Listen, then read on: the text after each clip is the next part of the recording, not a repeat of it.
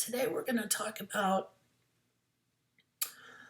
layers and selections, and we're going to go through our selections one tool at a time. So these videos are pretty short. Again, I'm going to start off with 8.5 by 11 inches at 72 pixels per inch.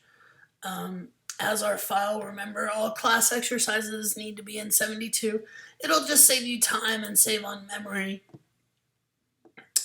If I start out with a new file and want to start in to add new objects or new images or new elements, I always would like to do them on separate layers.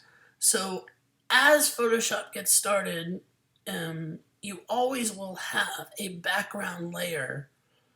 And based on what you chose, let me close this again and start this new. You can actually set this. You can actually set this in your new document panel. There, right there, it says background contents.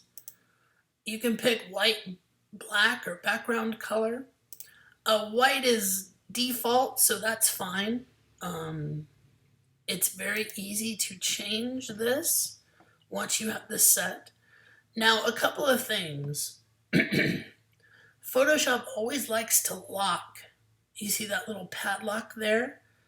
Padlock on its background layer.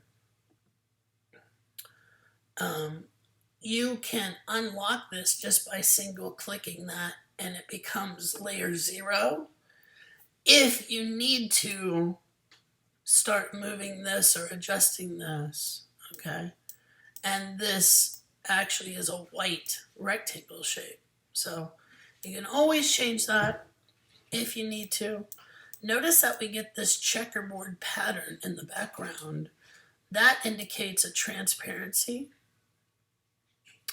And that means that this area will always be transparent relative to whatever you have in your piece. So that's all that checkerboard means. I usually don't mess around with that. Some students do and like to have transparent backgrounds. We might talk about that later in relationship to PNG files that have transparent backgrounds. But for today, I'm just going to leave layer 0 alone.